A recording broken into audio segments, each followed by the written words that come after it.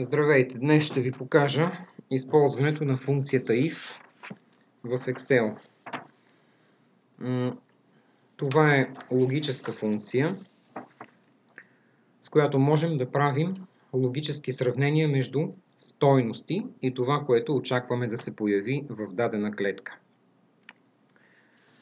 Инструкцията if има два резултата, които ще върне. Единият резултат, ако сравнението, което правим, е вярно, и втория резултат, ако сравнението е невярно.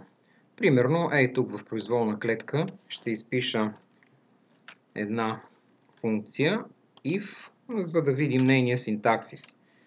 Разбира се, в началото се започва с знака равенство. Изписваме думичката if, която означава на български ако. И след това виждате, че програмата ви подсказва, че функцията в скобите ще има три аргумента. Първият аргумент е условието, което поставяме за сравнение. След това има разделител, както виждате точка запетая. Разделителя зависи от регионалните настройки на операционната ни система. За предпочитане да я настроите на български. И тогава разделителите ще бъдат точка и запетая, защото някъде ви трябва много да внимавате с коя програма сте, как е настроена тя. Става въпрос за какви разделители ще използвате между отделните аргументи. Това са три аргумента, разделени с точка запетая, както казахме. След теста, който поставяме, пишем стойност във втория аргумент, стойност, която ще се показва в клетката, ако това условие е вярно. Ако това условие не е вярно, ще се покаже третата стойност тук на мястото на третия аргумент. И така, ето един малък пример. Ако примерно в клетка C2 е записано думичката да. Ето така. Когато имате текст, винаги го поставите в кавички. Ако в клетка C2 е изписано, да речем, yes, поставяме кавички. Това е нашето условие. Ще проверяваме какво има в тази клетка. Слагаме разделител.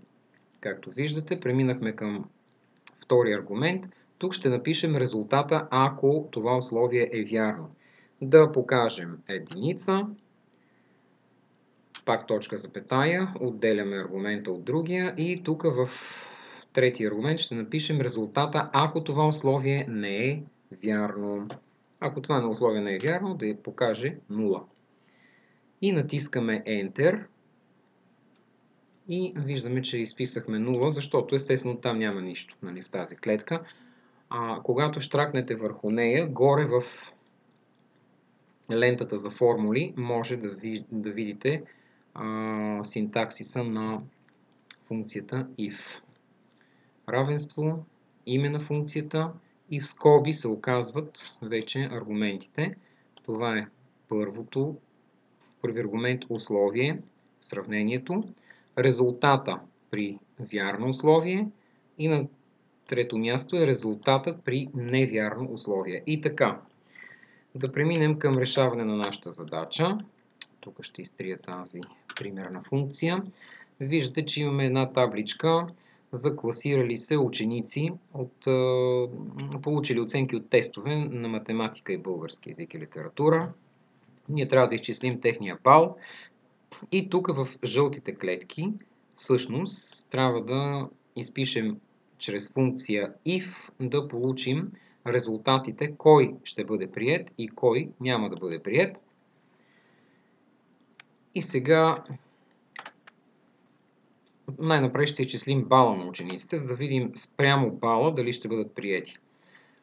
Започваме от първия човек, който има на математика 6, на български литература 5 и така. И да изчислим бала, знаете, че тук трябва да въведем формула, да съберем. Пак изписвате равенство. Нека да го направим последния начин, изчислението.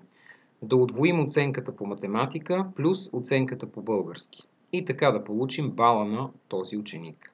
За целта равенство, тази клетка, Тя е C5, виждате, че се изписва автоматично. Слагаме знак плюс, отново C5, щракваме върху нея, защото удвояваме резултата. И пак плюс събираме с оценката по българска литература, значи плюс клетка D5. Щракваме Enter, получаваме бал 17. След което разпространяваме формулата от долния десен ъгъл с знака плюс, разпространяваме на всички и виждаме бала, резултатите. И ще направим така. Нашето условие ще бъде следното. Ученика ще бъде приет, ако има бал над 15. Ако бала му е от 15 и надолу, няма да бъде приет. За целта, тук в колона приет, ние ще поставим функция if. Тя ще ни свърши най-добрата работа. Щракваме в клетката, поставяме знак равенство. Естествено, преди всяка функция, преди всяка формула, поставяйте знак равенство, пишете на латиница формулите и функциите. Изписваме функция if. Програмата ни подсказва. Можем да я изберем, за да видим колко аргументи, от колко аргументи се състои тя, какви са разделителите. Самата програма ви подсказва. If и започваме. Ако тази клетка, примерно E5, е по-голяма, нека така да изпишем условието, ако е по-голямо от 15, тогава ученика ще бъде приет. Това искаме да кажем на програмата. Ето ни го условието вече изписано. Ако E5 е по-голямо, знака за по-голямо от 15, поставяме разделител точка запетая и ако това условие е вярно, тук в този аргумент ще изпишем резултата, който искаме да ни се появи в клетката. Ако е над 15, трябва ученикът да бъде приет. Значи слагаме в кавички думичката приет. Момент, че ми обягва. В кавички думичката приет.